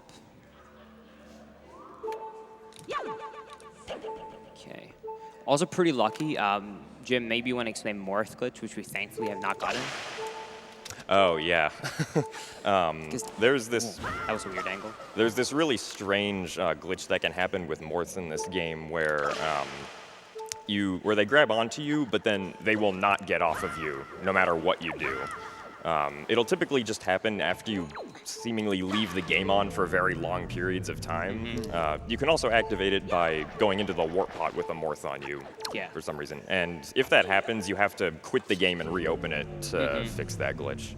Yeah, I've had it happen like twice, first run of the day, and then like if you're doing record attempts, it's basically just rip at that point because then you have to actually attempt fairy hover, which is a 2% chance of working, so not really a pleasant thing happening to you. All right, let's get it right here. All right, please go. Good direction. All right, that will work. Good.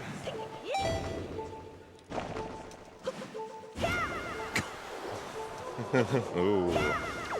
Don't worry, we got Babysitting this thing looks like a nightmare, by the way. Yeah. All right.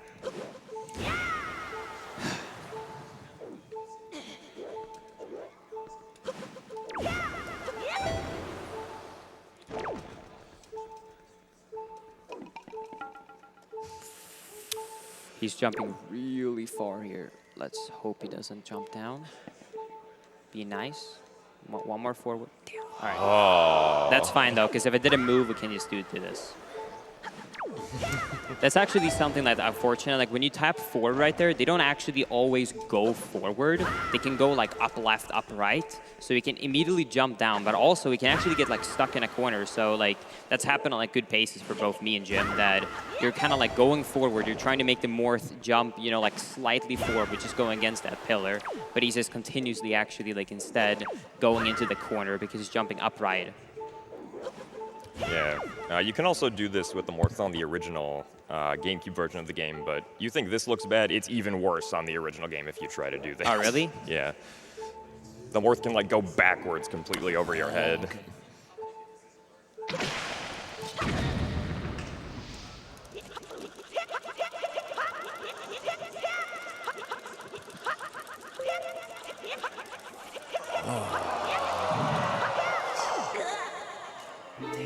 All right, one more try. We'll get it that time. You want to read some donations, maybe? Sure.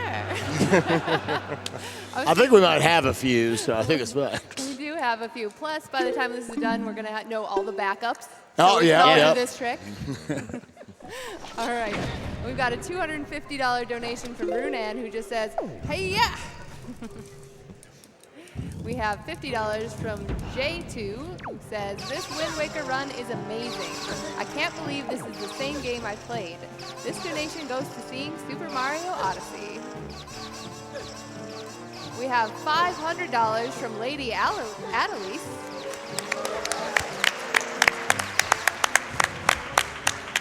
And she says, Wind Waker, I barely know her. Oh. Oh. That was a thinker. We have $50 from Top Gun 200. That Mario 64 race left my jaw on the floor, and I'm loving the Wind Waker action too. Best of luck to the rest of the runners. Pause.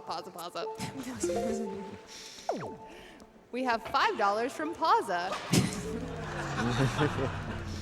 Pauza here. Beep boop. I'm glad I was able to shave 30 minutes off your run. Good luck, Linkus. Beep boop. Yeah, thank you, Pauza. I appreciate that. It wouldn't be the same run without Pauza. Yeah. We've got $150 from Sam183. It's payday, and just like Linkus, I'm gonna pause all weekend with SGDQ, so here's $150 for a great cause and a great week of entertaining and impressive speedrunning. Thank you. Ooh, that was a fast one. We've got $110 from Anonymous. Hey Linkus, good luck for the run, and who is the Swedish sniper? Nice. Greetings from Austria to the whole SGDQ.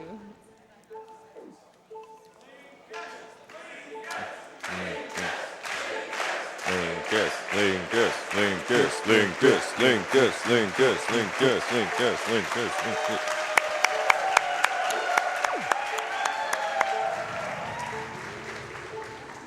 All right, let's do it this time.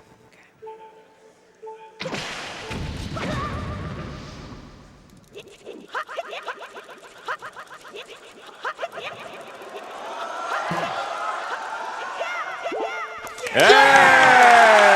There it is. There it is.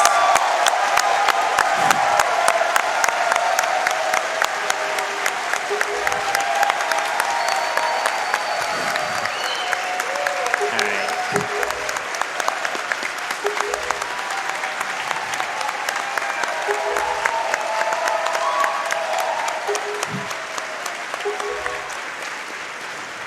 Yeah.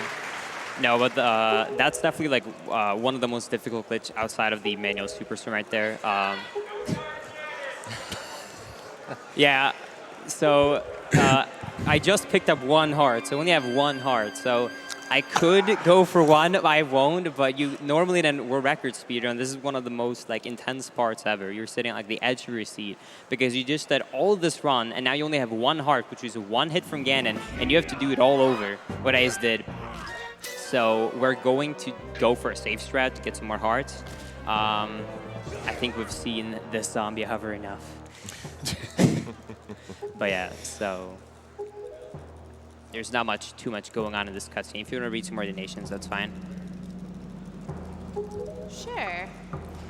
We have $440 from Denali's Minion. I've seen some awesome runs this week, and I'm so excited to see races tonight and tomorrow. Thanks to everyone who makes this happen, to the speedrunning group in general. You guys are the most generous, accepting group I know. My husband is at SGDQ this year and keeps telling me about how welcoming and friendly everyone is. I wish I could be there myself.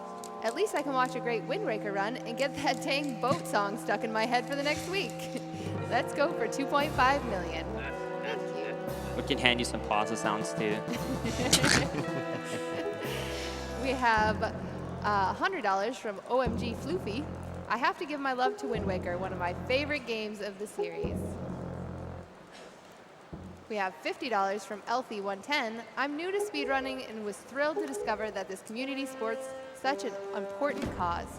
I aspire to join MSF in the future, so I'm thrilled to be able to donate to my favorite charity during my favorite game. Good luck to Linkus.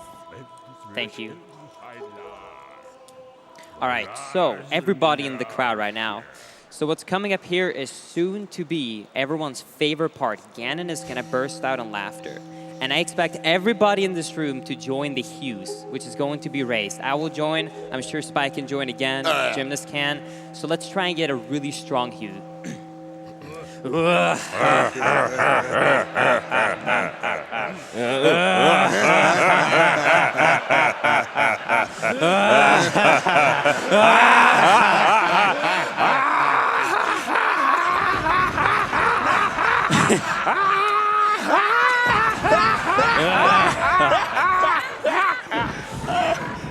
All right, that deserves a clap. Great job. Great job, guys. That was sick.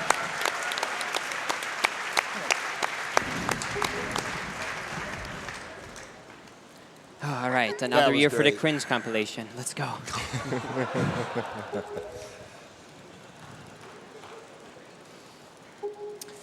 All right, so I'm actually going to straight away try and go far away from Ganon, so we hopefully don't get hit.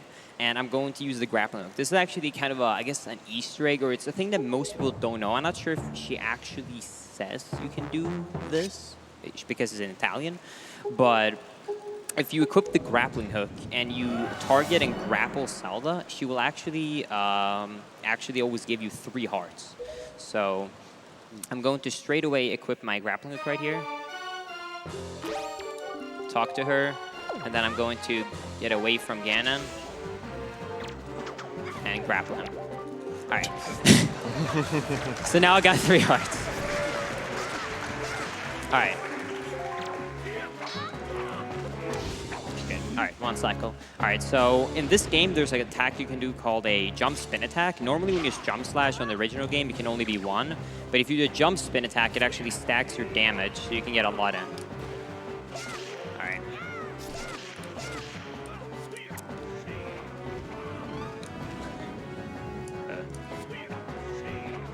The timing for these parries is pretty precise. Yeah, it looks like it's really big, but if you do it too early, you're actually going to miss because your circle is too big.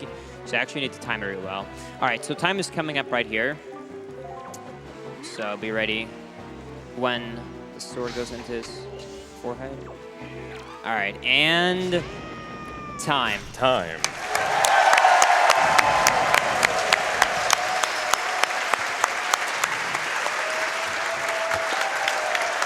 All right.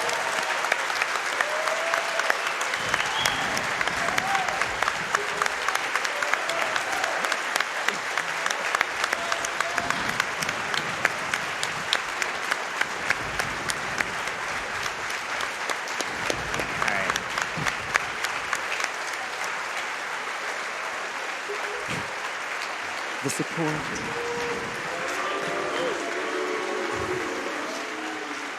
But yeah, so I'm pretty sure the staff behind the scenes now wants to throw it to the internet because I went a little bit over schedule. But I would like to give first as a quick shout out just to the community in general for bringing this run live. Thank you so much, Games Done Quick, for having me. Sadly, there was a couple of slip-ups with the run. It's very difficult to actually perform this at a marathon, but I'm very happy that we can actually get a run in with barrier skip because it's definitely been something that ever since like 2017, it's been something we wanted to get in. And even though like more hover is obviously not marathon safe, it finally made it doable to do in a run. So I want to thank GDQ so much for having me on. I really appreciate that. And also, for everyone that might have seen the speedrun and thought, I want to try this out myself, I have in preparation made a brand new updated tutorial with the beginner route, which I'll be uploading to my channel right as I get home from this event. So if you feel like any of these glitches, you want to try them out yourself, you should check out my channel over at Linkus7. And yeah, without further ado, I think we'll throw it over to the interview. So thank you guys for having me on. I hope you enjoyed the run.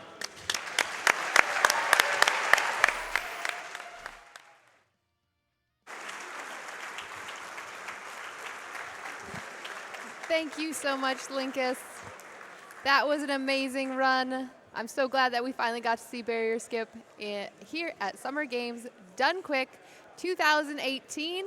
We are going to get to that interview very soon, but first, I did want to remind you that this is Summer Games Done Quick 2018, powered by Twitch.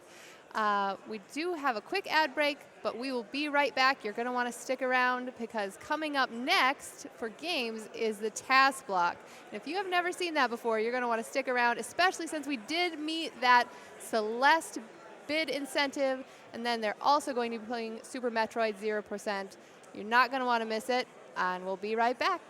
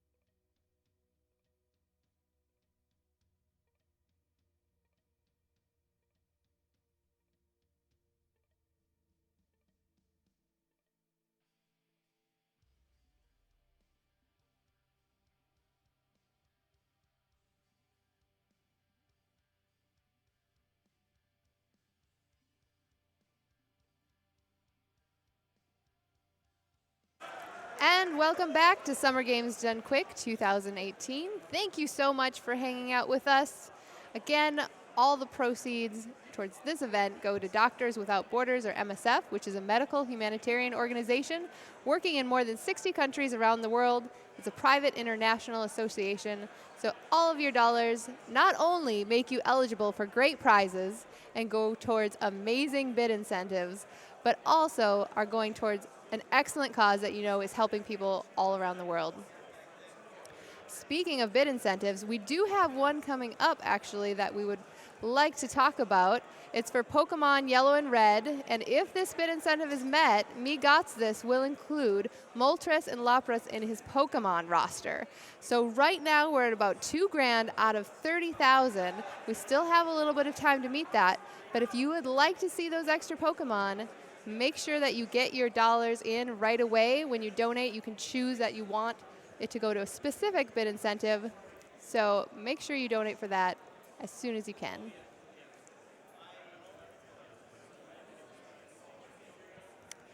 All right, and now for a quick word from our sponsors. Don't go anywhere.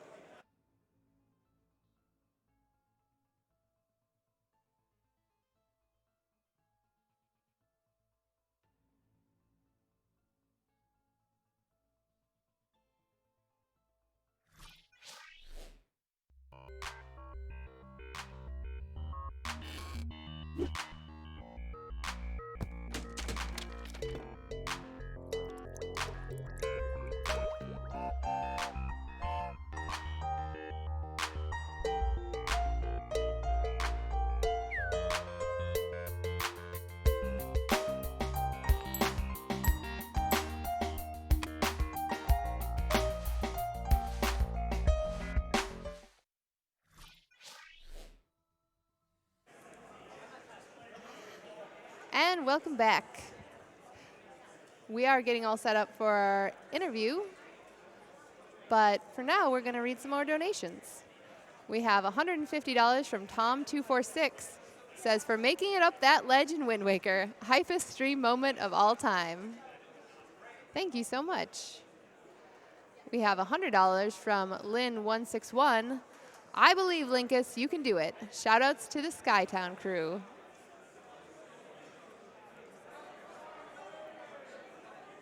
We've got $25 from Anonymous. Hello all, kind of glad I waited this long to donate so I could put my money towards the Odyssey run. Good luck to all the runners, and thank you all for an amazing show.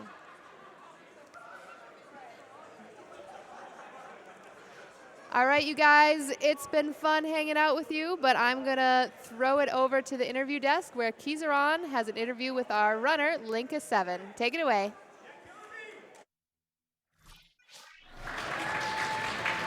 Those Swedish fish, they look really delicious, man. Oh, sorry. Sorry, I'm so sorry about that. This guy over here. Anyway, hello there, I am Kizaron. I am here with the DJ Linkus. What's up, guys? With the hit single, Pazza, Pazza, Pazza. That was a really good one, man. How'd you think of that? I don't know, it's like the beat. I keep it going, you know, it's over and over and over again. It's so good. For sure, for sure. So, I'm gonna start with a basic question here. What got you into speedrunning, and that game in particular? I got into speedrunning way back from my brother showing me some speedruns on YouTube and stuff, and like streams. And then I saw like items sliding and how fast you slide across and the glitches, and I was like, I gotta pick Wind Waker up. It looks so cool, and I've been running it every day for like 2 years now. Nice. Yeah. So what would you say the progression of the game has been? I know it was in a previous GDQ, and there's a lot less to it than what is arguably in it now. Yeah. So I mean, like it started, of course, you know, just like with just item sliding, like when I picked up 2 years ago, and then it kind of progressed into the SGDQ2017 run, and then after that, barrier skip was like really shook it around there. When barrier skip was implemented, it removed, you know, like 2 hours from the run, and it made like so much just route work and just teamwork, trying to find what items we need just to beat the game, you know, and it definitely shook up the game a lot. And obviously the manual super sim too, with the early game finally being different for the first 40 minutes. So it's definitely been a ride. I kind of want to talk about barrier skip a little more. Sure. Some would say that that was basically the holy grail of speedrunning, arguably more than palace skip. So What all went into finding that? Like, that was a really long process, wasn't it? Yeah. So the second item sliding was found, people wanted to know, a new glitch is found, will it allow us to skip the barrier? And people tried it for like months. And it was kind of a funny story because someone was able to get it and just upload a YouTube video being behind the barrier. Most people were like, bro, I'm not sure if this is real or fake, it's happened during the years. But then finally on stream, someone was able to recreate it once, and then we didn't do it again for like a year almost. Wasn't there a bounty on it for a while? Yeah, exactly. Too? So there was a bounty, and basically a homebrewer for Wii U made a tool that would record your inputs and links every value of the game. So if someone got it with that program running, we can just put it on emulator and exactly understand the trick. And that's what finally, after months of hard work, actually let us do it. Someone did it with the inputs, we gave it to the taster, he checked it out on an emulator, and it just worked. That's some really interesting stuff. You mentioned the super swimming too. Yeah. You said it was called manual super Yeah, swimming. the That's manual what was super happening at the beginning. Yeah. Why don't you walk us through that? I know it took a little longer this time around than Yeah, usual. exactly. Yeah. So I just hold a direction up an analog stick, and I just have to pause and unpause, frame perfectly, switch direction, pause, unpause, and I just do this frame perfectly over and over and over again. And every time you're doing this, you're just gaining a little bit of speed to go backwards. And if you continuously do this, then, well, as you can see, you can then just sip through the ocean and just skip all of early game, which is really crazy. But it's definitely a task-only trick that we just recently implemented, because just staying focused for so many minutes, pausing that well with that rhythm, where one misstep, one frame early can lose you the entire run. It's definitely something that was hesitant to implement. Now, a term that's been thrown around a lot right now is TAS. So that stands for Tool Assisted Speed Run, for anybody that doesn't know what that is. We actually have a block coming up next. You guys know that the incentive for the Celeste task was met. That's going to be pretty good. Yeah, tasks are definitely a great way of showing what is possible in the game, but maybe we as a runner is not ready to do this yet, because it requires so many perfect inputs in just everything that really isn't possible for a human to pull off every time.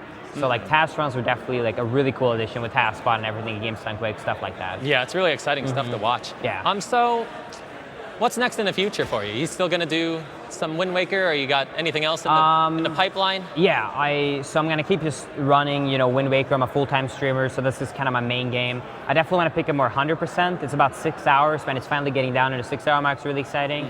I also picked up Ocarina of Time recently, and I'm just, really excited about just keeping pushing, Zelda speedruns. And Are you going to be part of the Ocarina of Time rando group at all? Oh, I've already joined that. The randomizers, they're great. I absolutely adore them. They're really cool.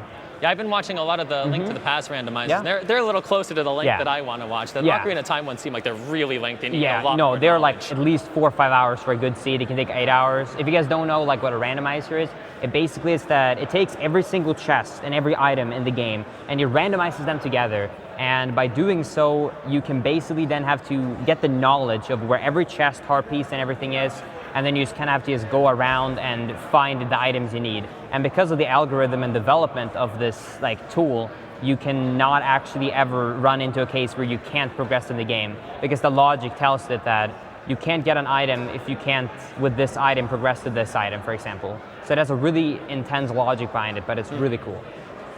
So, do you have any shout-outs you want to give? Yeah, of course. I want to give a huge shout out to the Wind Waker community in general for helping out developing this game so much. Of course, this Games Done Quick for having me here, and the community supporting me. I know a lot of European people are staying up to 5 a.m. to watch the run. So really thankful for that. And my phone has been going off like crazy. Of course, thank you everybody for the crazy follow and support on Twitter and Twitch and stuff like that. So yeah, thank you guys so much for that. And if somebody wanted to get into the community, whether it's running or routing or tasking or any of that, where could they go for that? For getting in the community, you can just get the Discord link. Discord is a great way. If you go to speedrun.com/WindWakerHD, then you can find a bunch of tools. Like I mentioned at the end of my run, I prepared a bunch of tutorials for both a beginner and a hard route. So I'm gonna upload that to my channel. So in general, it feels like Google, and you can look around YouTube and Twitch and stuff like that. You'll find a lot of resources. All right, well, thank you for your time. Thanks for the interview. Thank really you so much. appreciate it. You did a good job. I love the run. I did an excellent job, so I'm going to take this delicious Swedish fish and have some for myself. That was a really bad throw. I'm gonna try that again. Oh, I got one. What? Have you been back there the whole time? Yeah, we were just hanging out. How you doing, Keys? All right, I guess. Want to talk about some prizes? Prizes. Prizes sound good. Awesome. You got another fish? The one I caught was lime. Ugh. Would you like a different colored fish? You don't like the Swedish fish, man? You know, not a huge fan of lime, although I do like the fish. I appreciate that. Keys, how you doing, buddy? I'm doing well. How are you doing? I'm always doing great. And I'm here to tell you guys about some great prizes you can win. TaskBlock's actually going to be the last chance for you guys to pick up a bunch of these amazing prizes. Oh, let's see. I got to reach over for this. We got a packed couch right here. We have, again, this beautiful Dark Souls LP from our friend over at Think Geek. Keyzeron, what's your favorite track on the Dark Souls soundtrack? It's that one. That one right there, Gravelord Nito. Yep. Yeah, that one. That's I my respect favorite. that. You have no idea what it sounds like, do you? I don't know what it sounds That's like. perfectly all right, Keys. From our friend Threadmancer Embroidery, we have not one, but 6 beautiful embroidered characters from Divinity Original Sin 2. We got all 6 of the main playable characters, if you will. Ooh. Just pass them down here. We'll form a conga line. No, I don't have enough hands. We're out of hands, it's fine. They're amazing. You get a set of 6, it's a $15 minimum donation for the entire set. We have this beautiful painting of the Temple of Time here. Keys, now, if you have to describe this art style, give me it in 3 words, go ahead. Colorful and accurate. Colorful and accurate. Nice use of and, I like that. Good way to get around the word limit. Exactly. There you go. Guys, this painting is absolutely beautiful, and I believe it is also a $15 minimum donation from now until the end of TaskBlock. Let's pass that down there. I'll hold it. And of course, guys, how could we forget the amazing Bandai Namco prize pack, $50 minimum donation. Again, also ending at the end of TaskBlock. You get this great Tales of Zestiria, not Vesperia, statue of Soray.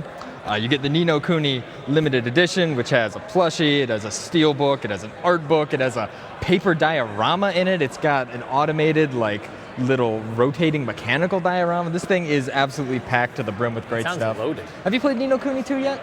I have not. Oh, I recommend it. It's a wonderful little action RPG. I should pick it up. You really should. Definitely had a lot of fun with it. You got Dark Souls Remastered. You got Tales of Zestiria. We have Naruto Ninja Storm Legacy. That's 4 Ninja Storm games in one. That's a lot of ninja. That's a lot of ninjas. I don't know how many of them you're supposed to be able to see, though. They're ninjas. That's true. That's true. Yeah. You might not be able to see all 4 at once. We'll just put those over there. You guys get Project Cars 2. That's probably a lot of cars. I don't know how many cars. I would imagine there's several cars. The only car I know is the one that will, goes. You got Dark Souls 3. Because, Dark Souls Remastered wasn't mean enough. Like, No, come on. no, Yeah, you need more mean. You need more of it. More prices? You get More price. 2 shirts. Ni no Kuni Revenant Kingdom shirt here. Oh, shirts are hard, Keys. They're hard. You're gonna learn in this business, man. Shirts are very difficult. And of course, this wonderful Dragon Ball Fighter Z shirt. Got to make sure to say it right, or the Nam cops will be on you in a heartbeat. They're everywhere. Watch out for them. Okay. And speaking of Dragon Ball Fighters, we also have this beautiful collector's edition, which, I realized I didn't mention what came in it, guys. Let's see. So you get a beautiful little Goku statue, you get some art panels, you get a steel book, and of course you get my favorite feature, box. I love boxes. Box. Box is absolutely my favorite thing you get in this. It's wonderful. Guys, you get all of that $50 minimum donation. That's your chance to enter. And TaskBlock's actually going to be the last chance for you guys to enter for this lovely handcrafted Mega Man statue by Jace Thor. We have it here on the table. We've had it here all day. Seriously, it's absolutely beautiful. The detail is immaculate. And hey guys, if you drop $50, you're entered into all of the prizes available from now until TaskBlock, and you're a third of the way there to our grand prize, which, again, hey, it's a PS4 Pro, it's an Xbox One X, it's a Nintendo Switch, and it is a pretty sick gaming PC.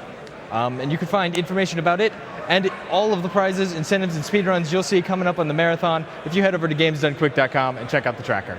But for now, I'm Sint. This has been Keys. Hello. I'm Linkus, Linkus. thank you guys so much for the interview, and we'll throw it back up to the front as we get ready for everyone's favorite little robot, TaskBot.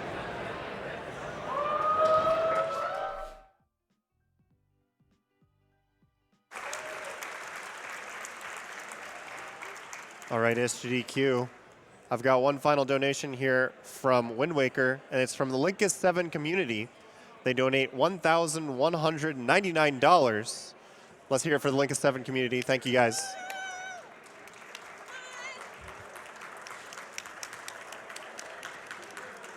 They say in their donation, hey everyone, we are so happy to see our boy Linkus at GDQ again, an excellent runner for an amazing game, a great event for an extraordinary cause. We are very proud of all the work you've done so far, Linkus, so we decided to rally everyone to make a surprise donation to support charity and show how impactful your beautiful community can be. Thank you so much for being an amazing streamer and for bringing us all together. Have a great run, and we love you all, your fans and your friends from the Linkus gang. Thank you very much, everyone. And with that, we're going to move on towards TaskBot. How many of you guys are ready for TaskBot? They are still setting up, so of course you're going to have to wait a little bit longer, but we've got some donations to read until then. We have another leftover from the Wind Waker run here. It says, it is a $500 donation, and it just says, sploosh. Kaboom.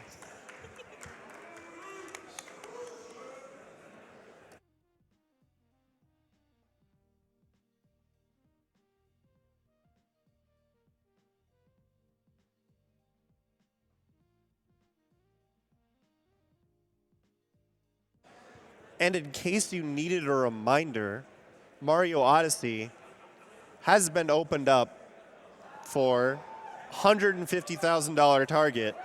We're currently sitting at $14,000. So I have a $20 donation from Unfriendly Blob who says 150K for Odyssey. No problem. Let's get started. Corundum Core 132 donated $150 and says, here's 0.1% of the money we need to reach that Super Mario Odyssey incentive goal. Let's get it, everyone. Thank you very much, Corundum Core.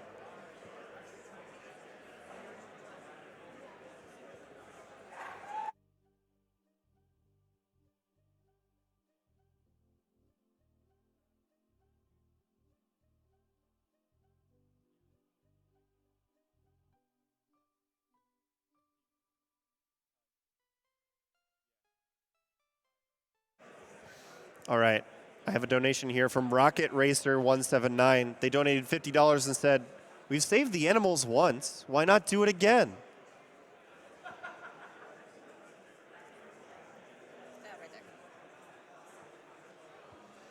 As you just saw on the screen, there was an update for Save versus Kill.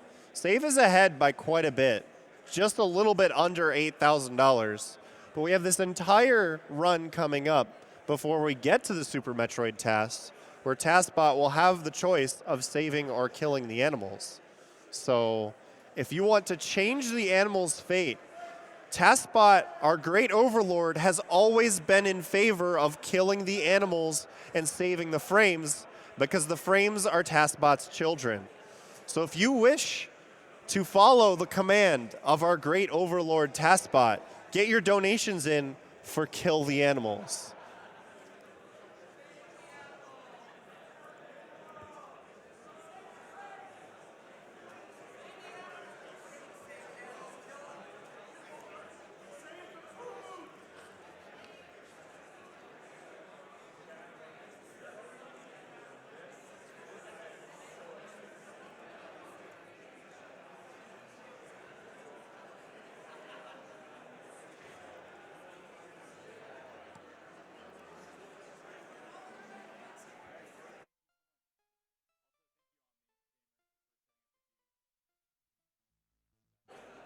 I have an anonymous $100 donation that simply says, TaskBot is bae. Love everyone at SGDQ. Thank you very much for your donation. I have a $45 donation from $45 donation that says $45 donation. Thank you very much for your donation.